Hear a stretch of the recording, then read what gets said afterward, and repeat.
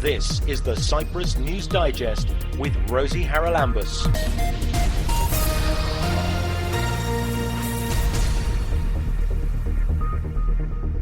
Coming up on this week's programme, the Oroklini Soup Kitchen project is caring for the vulnerable and homeless. It is an abandoned building without water, without electricity, in a very, very, very bad condition, without windows, where women with children live. So also there we distribute food, we bring batteries for their torches, we bring gas bottles for indoor gas heaters. British expats are being invited to register to vote in any upcoming UK elections. The only thing you need to do is to register an address so you're in the right constituency. It doesn't matter if you don't any longer have access to that address or reside there, but essentially the last place that you lived in the UK, you should register as your address, and that will mean that you'll be on the electoral roll for that constituency. And you can go foraging for greens this weekend under expert supervision. You'll learn all about the health-giving plants that grow under our noses all over the island. It tones the heart and the blood vessels. It lowers cholesterol, it lowers blood pressure, lowers diabetes. It's a great diuretic, tonic for the kidneys. Cyprus is fortunate that it has a lot of communities where the people there look after their neighbours. And one such place is Oroklini on the south coast. We're joined on this week's programme by Bernard Boule, because he runs the Oroklini Soup Kitchen. Bernard, thank you very much for joining me. Tell us first, if you will, what gave you the idea for this and why it's needed in Oroklini. Hi Rosie, thanks for having me. Well, we have a Facebook group here in Oroklini. It is called I Love Oroklini.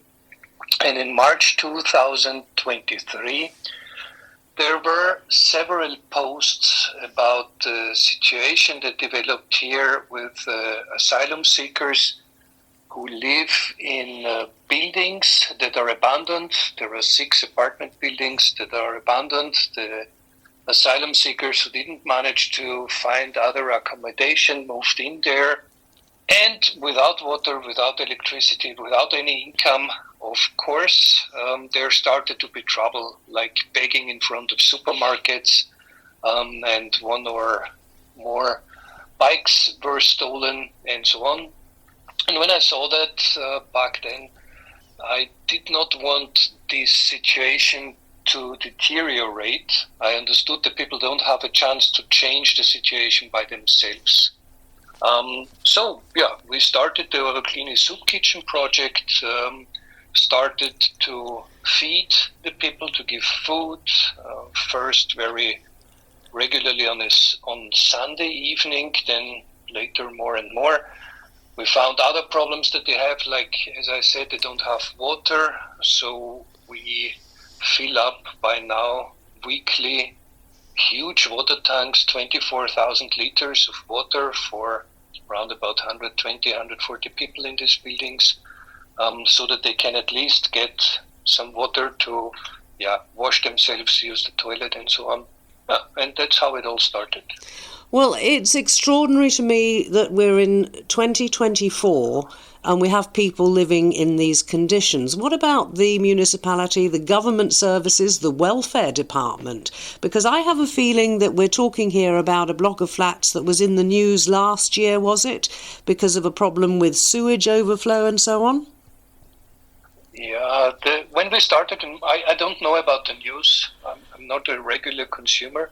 But yes, when we started in March, they were basically sitting, I don't know if I can say that on your podcast, but they were sitting in their own shit and piss because the sewage was so much overflown and there was no natural drainage of the sewage. We fixed it. So by end of April or beginning of May, we managed, of course not me myself, but I called some people, some workers who managed to get the drains running again, and now this problem is solved.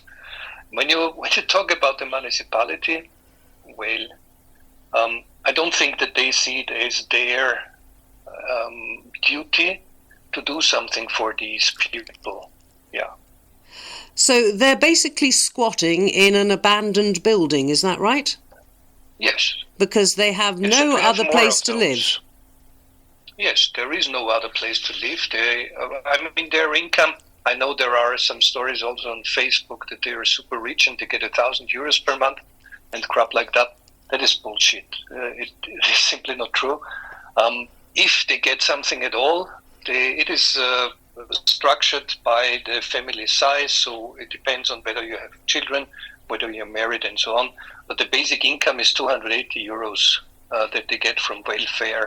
And for €280, you can't rent a place. The cheapest rent that we have here in Oroclini is somehow 600 per month for a studio. For a one-bedroom apartment, 650, 700, and it goes up for a two-bedroom to 800, 1,000. So forget it. You can't get an accommodation for the money that they get from welfare, if they get this money at all.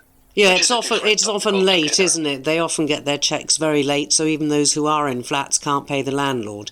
Now, let's ask about work. Are these asylum seekers? Because we've just had a change to the law, I think, that says that for the first 9 months that you're here as an asylum seeker, you're not allowed to work. So we're actually depriving these people of the chance to fend for themselves. Yes, absolutely. I mean, this is by design, right? The Cyprus government is very happy and proud of themselves that they have the biggest return rate, and these return rates don't come by themselves. They make it unbearable for people, and they make conditions that are worse than in the third world nations, so that the people by themselves say, okay, I don't care if I'm killed at home, but everything is better than living here in my own shit and peace. Yeah, that's apparently what the government is after, yes. And they are successful. Now, I saw a Facebook post on your page, I think last week, asking for blankets and towels and other things because the weather has got suddenly very cold indeed, and I'm quite sure most of these people don't have warm winter clothing or indeed things like blankets and duvets. Well, for the clothing, we always refer them to the charity of Caritas and Oasis. Those are two charities operating in Larnaca, and they do a very good job for winter clothes. So we try to organize clothes and supplies for babies, mostly children up to 3 years due to space limitations, but also for blankets and duvets. And they are urgently needed, as many people sometimes sleep on the floor, sometimes sleep on carton. Some of them have mattresses, and a very few of them, which are basically considered rich, they have beds, but still a bed without a blanket is nothing. So where can people who are listening to this, who might want to offer you their manpower as well as possibly their blankets, what should they do? How do they get in touch? Okay, so if they offer their manpower, of course there is a lot of activities that we as the Soup Kitchen offer. If they offer their manpower, they could please join the Oroclini Soup Kitchen volunteers group on Facebook, and we will take it from there. If they want to donate blankets or baby products or stuff like that, we have a donation box sitting right in front of the Oroclini Soup Kitchen project house, which is in Oroclini. The donation box is open, of course, 24 hours. And when you search on Google Maps for OSKP house, you would find the location there. So that's the Oroclini Soup Kitchen Project House. Look for it on Google Maps. And if somebody does volunteer, how much time do they need to give you? It is not so much about how much time they give. I would be happy for people to spend 1 or 2 hours per week. One thing that I need is consistency, and the other thing is reliability. There have been situations in the past when volunteers said, I will do this task at this time, at this place, and then they didn't show up, did not inform anybody. That's a bad situation because refugees, the beneficiaries that we support, they don't have a lot of people, and they really rely on us and on the services that we provide. And so what would I be doing as a volunteer, very quickly, Bernard? Would I be chopping vegetables and things like that, stirring the soup, dishing it out? That is something that of course volunteers do. So some cooks, some do the cooking, some do the distribution of food, some sort donation products, some take the sorted donation products and make packages for parents or for children in this case. Some go and distribute water coupons because we bring a freshwater truck every week, and the people get coupons to receive their water from the freshwater truck. So there is a lot of activities. Of course, we could always use some social media people who would spread the message. There's a lot of activities. We also distribute. We are not only in Oroclini anymore, unfortunately. We have also a similar place in Pila, where it is an abandoned building without water, without electricity, in a very, very, very bad condition, without windows, where women with children live. So also there we distribute food, we bring batteries for their torches, we bring gas bottles for indoor gas heaters, stuff like that. So there is also a lot of transport and logistics involved. Who funds all this, Bernard? Where do you get your money from? That's me. You fund the whole thing? Yes, there is no single cent from the government. There is no single cent from any other institution so far, because we are not officially registered. We are still in the process of registering the foundation. So once you've done that, you will be in a position to accept donations at least? Yes, of course. We will have a very public, because I funded a lot of charities in the past, and I was not always happy with how the money was spent, let's say. And I want to change that in my charity. So once we are an official foundation, we will have a public ledger. So every cent that we receive and every cent that we spend will be publicly transparent, visible for everyone. And I hope that will attract a lot of people who want to donate, because they will see exactly what happens to their money and that it goes to a good cause. It certainly does. Bernard, it's been an honour talking to you. That's Bernard Bull, the founder of the Oroclini Soup Kitchen Project. Look for them on Facebook and see if you can't lend a hand as well. Bernard, thanks for joining me. Thanks, Rosie. Have a good day. Keep up to date with events in Cyprus and around the world with the Cyprus News Digest. British citizens who live abroad are going to be able to vote in what is likely to be an election in the UK before the end of this year. Now, if you've been abroad for a long time, you probably haven't had this opportunity before, but everything's changed. So it's a great pleasure to welcome to this week's programme the High Commissioner of the UK in Nicosia, Irfan Siddiq. So Irfan, tell me first of all why this change has come about. I think it's just a desire to ensure that every British citizen has the same equal rights. As you noted, it used to be the case that if you hadn't lived in the UK for more than 15 years, you lost the right to vote in UK elections. And this is a measure essentially to equalise the situation and make sure all British citizens have the same rights equally.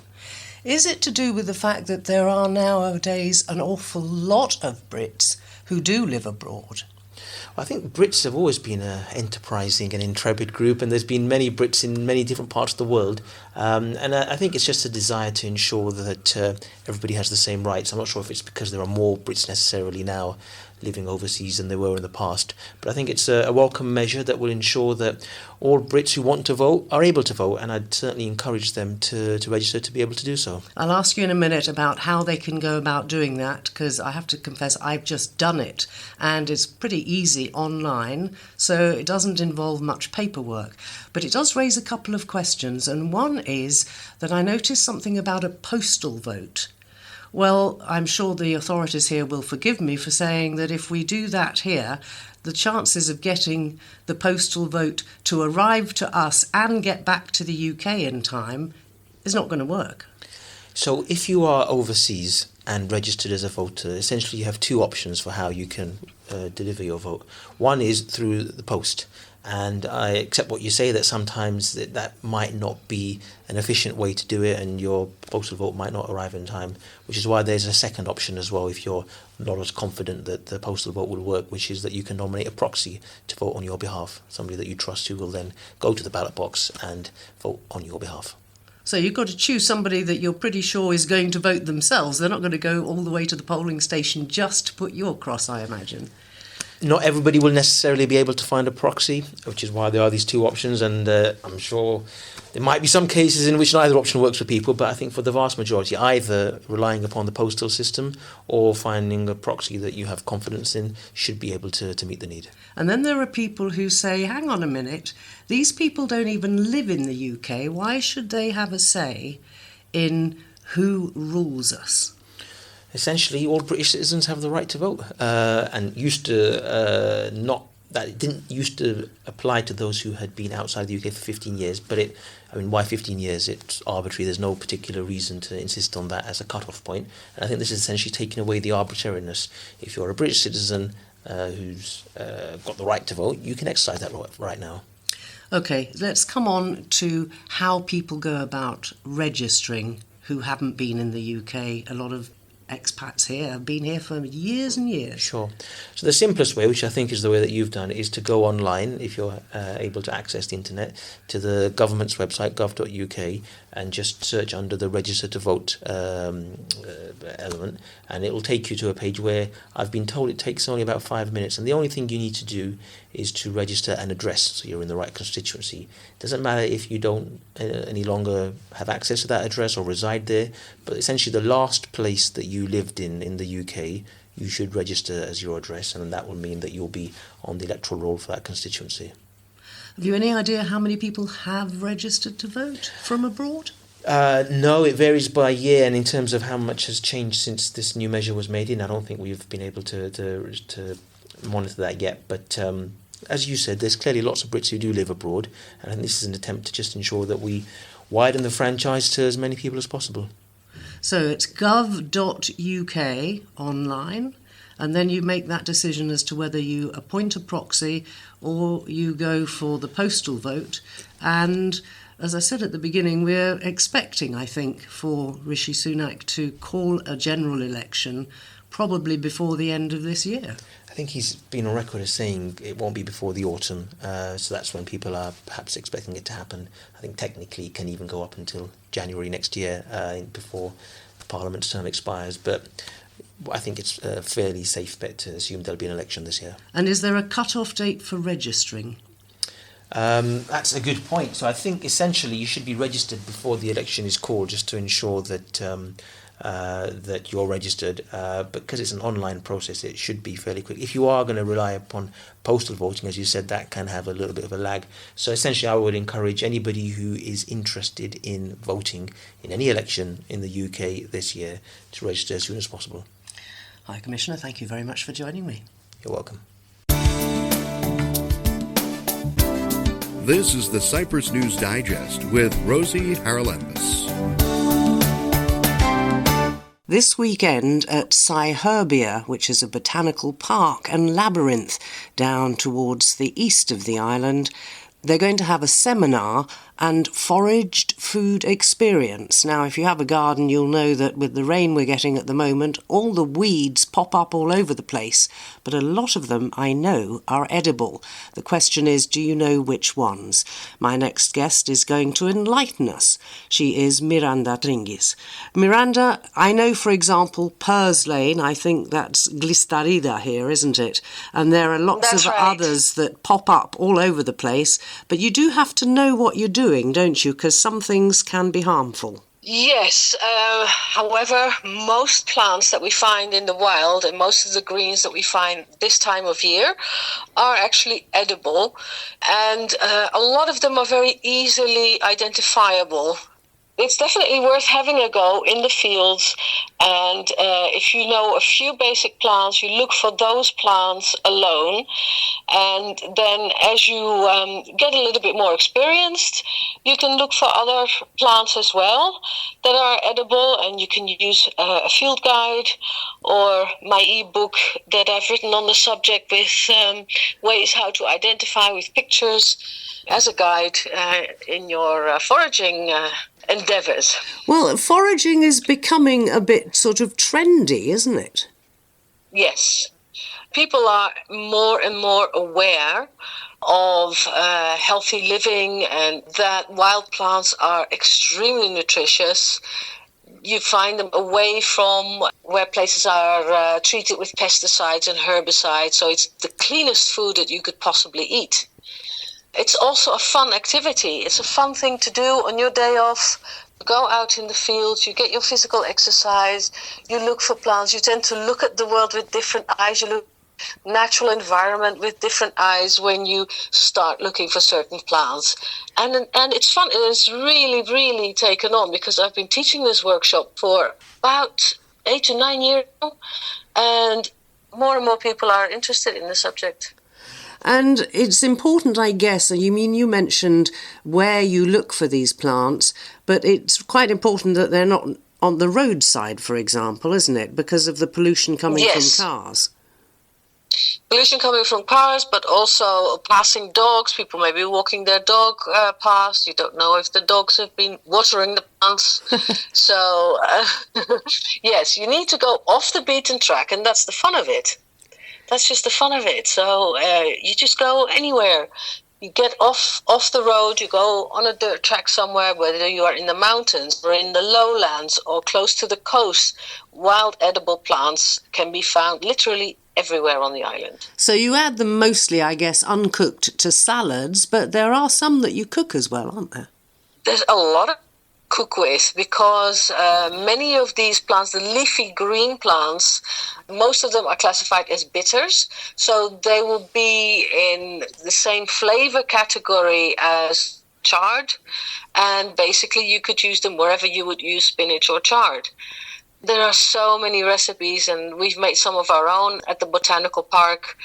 I've got some favorite plants that I use fresh and raw.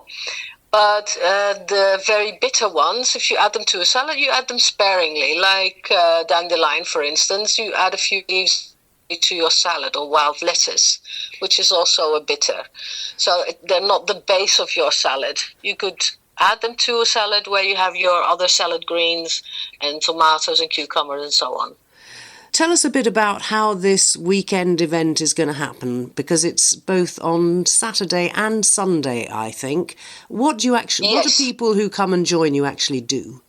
We start off in the bistro with a seminar on identification, on medicinal benefits, health benefits of these plants, of each plant individually. I discuss 10 plants individually. These are the most common and the easiest to find. Then we go out into the park and we see some of these plants in situ. Other years we would go foraging within the compounds of the park, but this year, because of the lack of rainfall, they're only very small, the wild greens. So there's a few that we will see. We will see wild asparagus, we will see how dandelion grows, how it is different from wild lettuce, how you differentiate between the two, exactly what you need to do to make a positive identification of a plant. Because it's one thing to talk about them during a seminar, it's quite another to see them in their natural environment. and together with other plants. So how do you tell them apart? So that's what we do after the seminar. Then the guests can experience some very, very original recipes. They start with a nettle soup, then there's a samosa with forest greens, a dandelion pesto, white mustard hummus, and then a main dish. We end the meal with nettle cake, which was a first for me as well, but our chef is very, very creative and loves to make her own recipes. So nettle cake I've tried for the first time. I call it Shrek cake because it's bright green and it's absolutely delicious. Yeah, nettles. I must say, I saved the ones from my garden for a friend who loves to make nettle soup, and it's very nutritious. I mean, full of iron, for example. Very quickly, if you will, Miranda, a little bit about the health benefits of a lot of these foods, because they have larger amounts, I think, of vitamins and minerals than many of the things that we would buy in the shops. That's absolutely correct. The phytonutrients in wild plants is much higher than in cultivated plants. This is also a basic survival thing with plants because they are not cared for. They have to fend for themselves in the wild. So this is how they're often stronger and more resilient than cultivated plants. Nettle, for example, which is my top herb, by the way, for a number of ailments. It is literally a pharmacy on its own. With nettle, if you're anemic, you can bring your iron levels back up within a week to 2 weeks just by consuming nettle, either in food or as a tea or as a tincture, just any which way that you can consume nettle. It tones the heart and the blood vessels. It lowers cholesterol, it lowers blood pressure, lowers diabetes. It's a great diuretic, tonic for the kidneys and for the liver. What is not to love about nettle? Great for arthritis as well, and in men it's beneficial for the prostate. So prostate hyperplasia and other prostate issues. This is the number one plant to go for. Nettle is a great medicine for the heart and to monitor blood pressure or to lower blood pressure. I myself have naturally low blood pressure. This is in my family, and once I've had a nettle soup, I need a stimulant. So I take sage tea or rosemary tea so as to up my blood pressure again. Miranda, we're getting short of time here. Another time I'd like to talk to you about edible flowers, because we haven't even touched on those. But let's remind people, please, would you tell us all the details about this weekend's events? And is this just 2 weekends? You did it last weekend, you're doing it this weekend. I know you have regular events, but is this the only foraging one because it's that time of year? Yes, this is the only foraging one. We always do this end of January, beginning of February.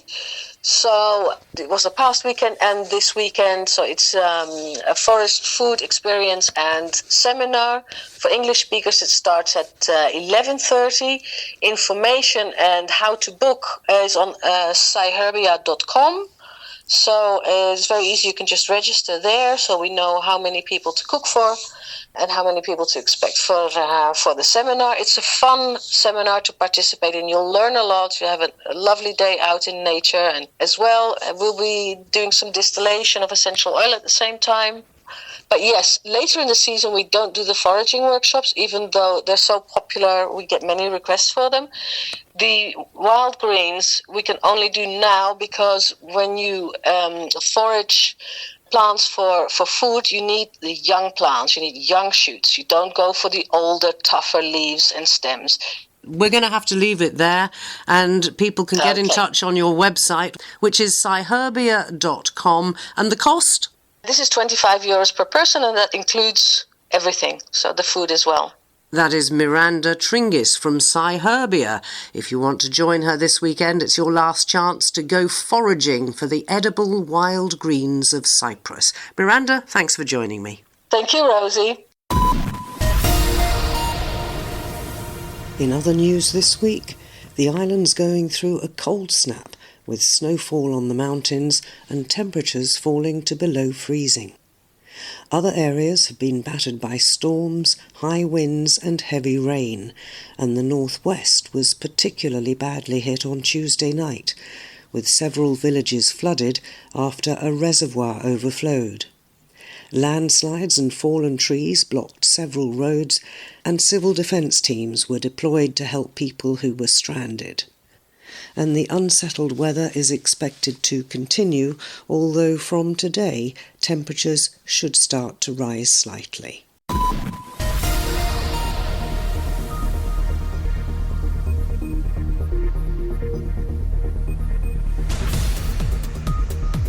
Well, that about wraps up this edition of the Cyprus News Digest. Many thanks for your company.